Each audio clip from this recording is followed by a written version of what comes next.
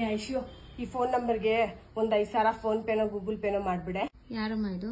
ನನ್ ಫ್ರೆಂಡ್. ಯಾವ ಫ್ರೆಂಡ್? ನನಗೆ ಗೊತ್ತಿಲ್ಲದೆ ಇರೋರು. ನಿನ್ನೆ ಫೇಸ್ಬುಕ್ ನಲ್ಲಿ ಪರಿಚಯ ಆದ್ಲು. ನಿನ್ನೆ ಪರಿಚಯ ಆದವ್ರಿಗೆ ಇವತ್ತು ಯಾಕೆ ದುಡ್ಡು ಕೊಡ್ತಿದ್ಯಾ? ಅವ್ರ ಅಮ್ಮನ್ಗೆ ಹುಷಾರಿಲ್ವಂತೆ, ಹಾಸ್ಪಿಟ್ಲಿಗೆ ಅಡ್ಮಿಟ್ ಮಾಡಿದಾಳಂತೆ.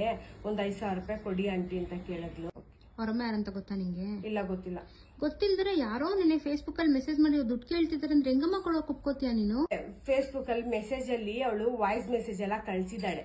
ವಾಯ್ಸ್ ಮೆಸೇಜ್ ಕಳ್ಸಿಬಿಟ್ರೆ ಎಲ್ಲ ಒರಿಜಿನಲ್ ಇರ್ತಾರ? ಡಾಕ್ಟರ್ ಸ್ಲಿಪ್ ಎಲ್ಲ ಕಳ್ಸಿದಾಳೆ ಕಣೆ.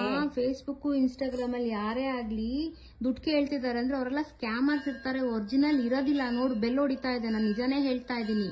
ನಾಳೆ ಕೊಟ್ಬಿಡ್ತಾಳಂತೆ ಕಣೆ, ಕಳ್ಸು ಪರವಾಗಿಲ್ಲ. ನಿಂಗೆ ಹೇಳೋದ್ ಯಾಕೆ ಅರ್ಥ ಆಗ್ತಾ ಇಲ್ಲ? ಅವರೆಲ್ಲ ಸ್ಕ್ಯಾಮರ್ಸ್ ಅಮ್ಮ. ನಿಮ್ ತರ ಯಾರು ಇನ್ನೋಸೆಂಟ್ ಗಳಿರ್ತಾರೆ ಅವ್ರಗಳನ್ನೇ ಅವ್ರು ಟಾರ್ಗೆಟ್ ಮಾಡ್ತಾರೆ.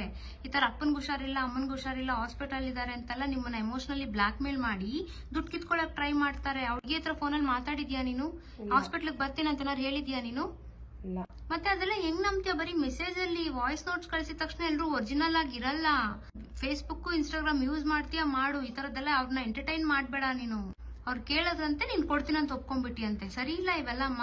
ನಾನು ಇಲ್ದೇ ಇರೋ ಟೈಮಲ್ಲಿ ಯಾರ ಜೊತೆನೂ ಆಗ್ಲಿ ಫೋನಲ್ಲಿ ಮಾತಾಡೋದೇ ಆಗ್ಲಿ, OTP ಕೊಡಿ ಇಲ್ಲದ್ರೆ ಯಾವ್ದೇ ರೀತಿ ಪರ್ಸನಲ್ ಇನ್ಫಾರ್ಮೇಶನ್ ಗಳನ್ನ ಶೇರ್ ಮಾಡ್ಬೇಡ ಅವ್ರ ಜೊತೆನಲ್ಲಿ.